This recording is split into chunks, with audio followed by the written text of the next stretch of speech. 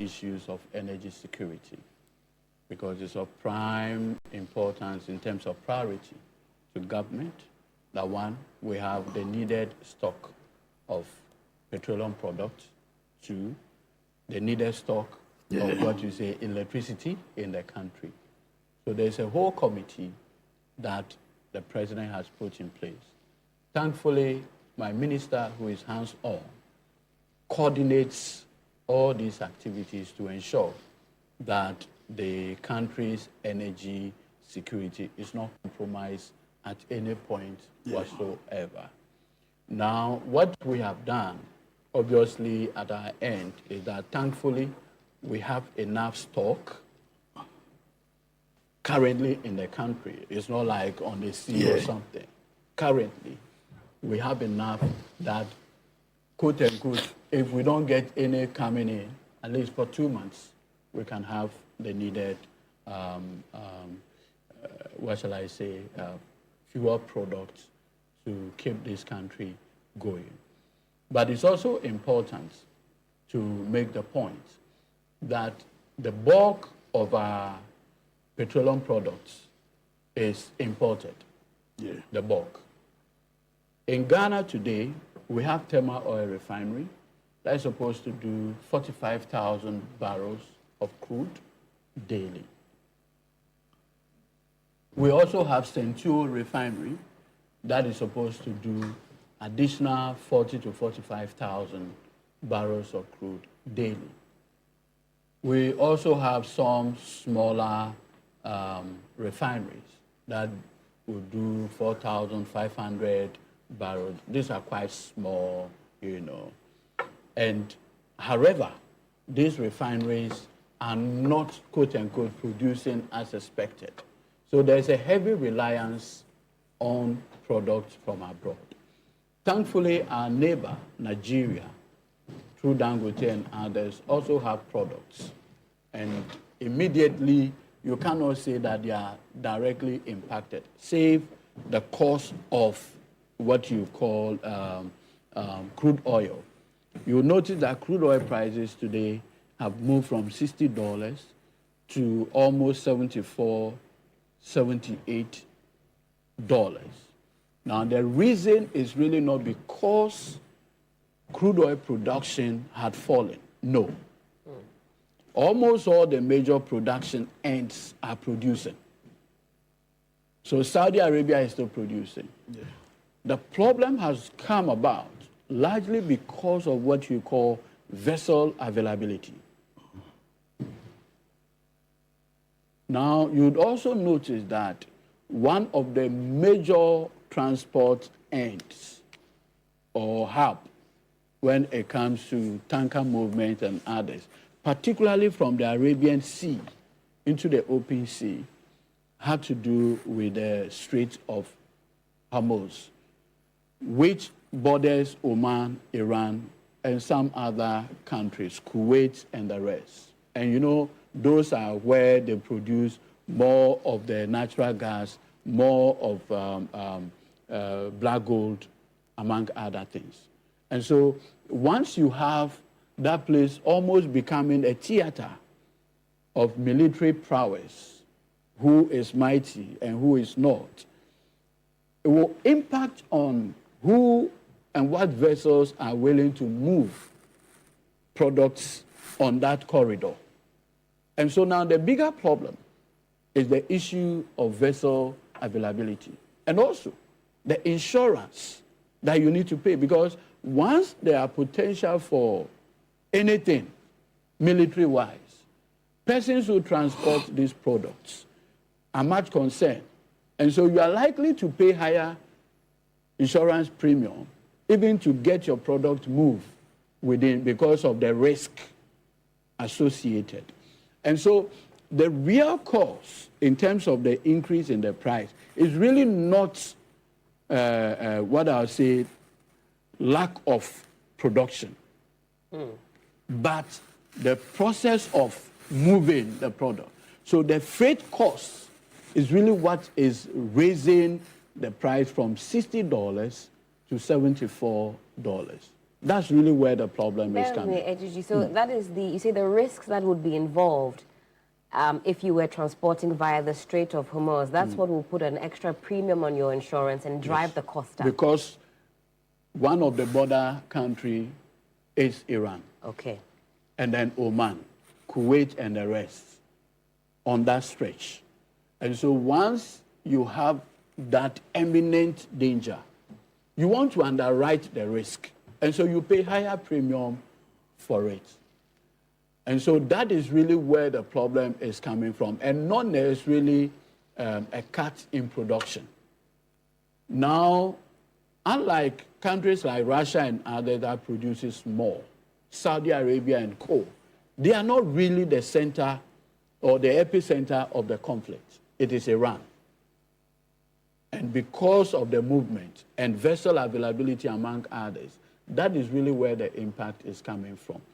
But you cannot also discount the fact that the conflict in and of itself will have an impact on the pricing.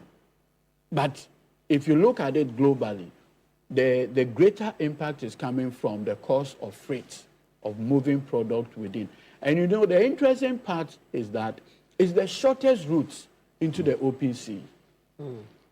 So most shipping lines prefer using that route, which is cheaper and shorter, because the shorter the distance, the lower the cost.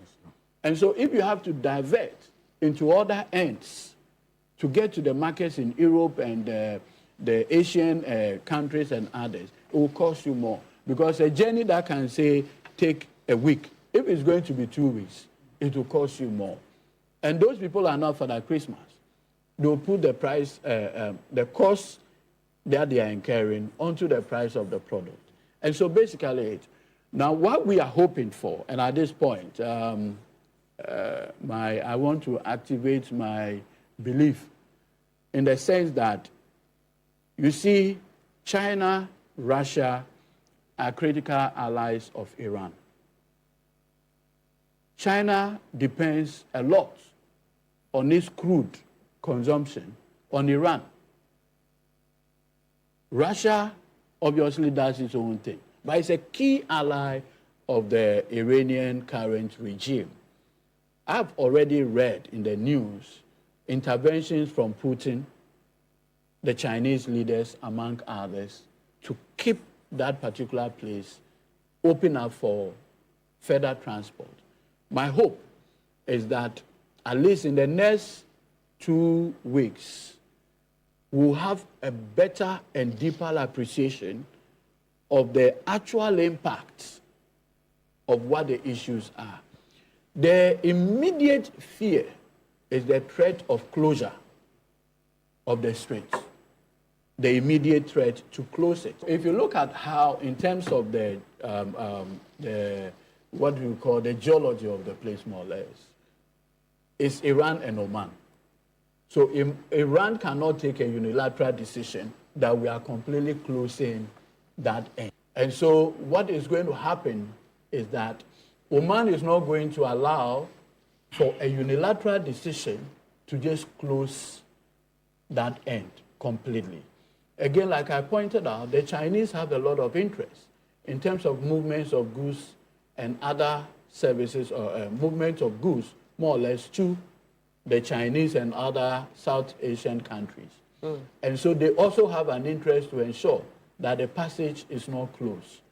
And so there are a lot of interests involved, and more importantly, the Europeans as well, because then, beyond crude, it's easier for you to move liquefied natural gas and others into Europe to power households and others around that corridor.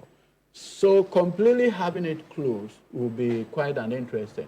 On the Saturday evening, there was an emergency UN Security Council meeting. That's right. I observed it because, you know, I've become my mind is on these matters in recent times, just to ensure that I have a further. And from the UN Security Council meeting, it does appear that there's a greater call for diplomatic intervention. And that's when we were able to get him on the line. We'll have a conversation with him. But since we are with the MPA, Let me ask you a few questions. Do you suspect you didn't get the right amount of fuel? Do you have issues about the quality of oil you bought? Or did you experience bad customer service at the filling station? Don't stress. The National Petroleum Authority is here to assist you. Reach out to our call center on 0302 550 380. Or you feel free to walk into our head office located at Jolo on the N1 highway on any of our regional offices to make a complaint or inquiry. If you experience any of these issues at a filling station, you have up to 48 hours to report it. MPA, where customer care meets excellence. So if you experience any of the issues I raised, you have up to 48 hours to report these issues and you'll be urgently dealt with. A few things that were mentioned. We'll try and get Richmond Roxon on the line. If we get Godwin Edudzi Tamekloé, we'll do same. Richmond Roxon speaks for the Ministry of Energy. Now, this is an explainer from the BBC. Strait of Hormuz. What happens if Iran shuts global oil corridor? In fact, I'll be telling you exactly what is happening in terms of the markets when it comes to oil. And this is what it says. There's considerable speculation that Iran might retaliate for the U.S.'s strike on its nuclear facilities by closing the world's busiest oil shipping channel, the Strait of Hormuz. About 20% of global oil and gas flows through this narrow shipping lane in the Gulf. Blocking it will have profound consequences for the global economy, disrupting international trade and ratcheting up oil prices. It could also inflate the cost of goods and services worldwide and hit some of the world's biggest economies, including China, India, and Japan, which are among the top importers of crude oil passing through the straits.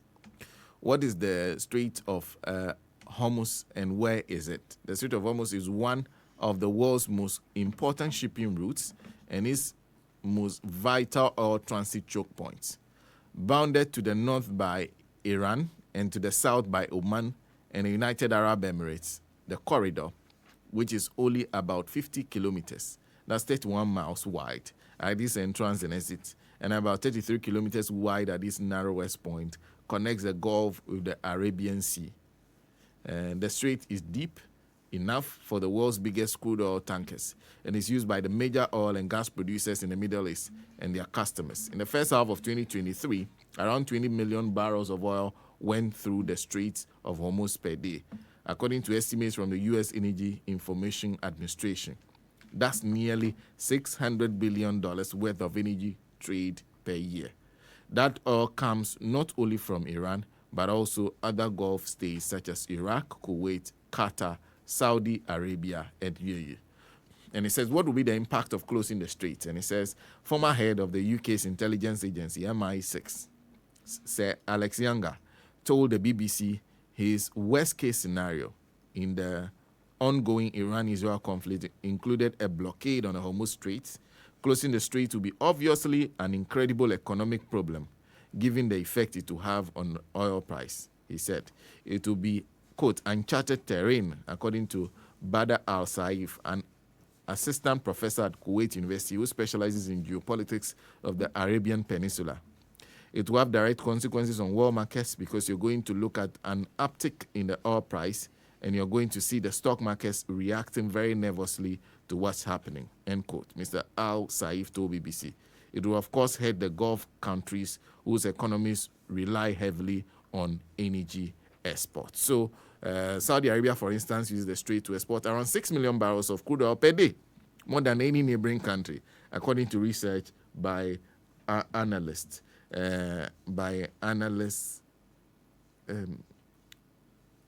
From Vortexa. Iran, by comparison, exports about 1.7 million barrels per day, according to the International Energy Agency. Iran exported $67 billion US dollars worth of oil in the financial year ending March 2025. Its highest oil revenue in the past decade, according to estimates by the Central Bank of Iran. So clearly, this is a major point that, so they have to use that to be able to get the oil you need to you for your use across the world. So a lot of oil moves through this particular, they call it straits, channel that a lot of people, or most of the vessels have to use, especially those from Saudi Arabia, among others. When it is closed, it means that that oil that is coming from that region will be blocked off for the period when the closure happens. That's why a lot of people were afraid that if this gets out of hand, Iran might be forced to close its portion, and perhaps maybe Iran may feel stronger than Oman, so close the entire portion, even though Oman is also on the other side of it. But because of the way things were going, there were fears. There were urgent fears that it could be closed and it will have an impact on fuel prices. Now, what we are actually seeing now with the way things have played out is that fuel prices went up. Now they are tumbling. They are coming down. So fuel prices have gone up. They are coming down. In fact, if you look at Bloomberg has some numbers they are operating by. In fact, Bloomberg actually says that crude had gone up. Crude had fallen, in fact, from the last time they were checking, by $2, $2.55. $2.55 within a day's trading alone. So crude has fallen now back to 65.96. 65.96. So it's going back to the price it was at before the hostilities began. So 65.96 US dollars per barrel. And that's for crude oil, the WTI. Then Brent crude, which is one of the most expensive, also fell by close to the same amount. So $2.22 pesos is moved back to $69.26 per barrel. So we're seeing a lot. The crude oil in Tokyo, as that one has fallen, so it's also around the same $62. So you're seeing a lot of movement of these prices downwards. Even the refined products fallen by $6.10 pesos. So you're seeing a lot of movement downwards in the prices of these commodities instead of the upward adjustments going on. So it means that the market is, a lot of people say market is correcting itself. SM, let's do some small business. We'll also try to reach out to our resource persons this morning and have these conversations with them. What does this ceasefire mean? Because it looks like the markets are also responding to what has been communicated by the U.S. president as a ceasefire. If the U.S. president says Israel stop, Israel usually stops, because if the U.S. does not supply them the weapons, they won't have weapons. So the U.S. has such a say in what Israel does. So immediately, Donald Trump communicated that Israel has indicated that they've accepted.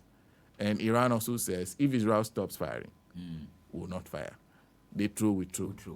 So if you know true, I no go through. So right now, where they are is perhaps they have gotten to a point where maybe the last person to throw, then that's the end of the matter.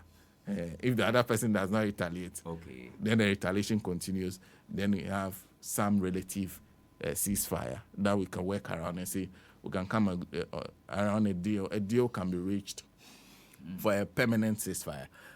Ntokwa de say ade. Say niam bebre, you know. O say obesie omutwa so. Na yese okọ obechebi lamte overpass ho a. Abrantie bi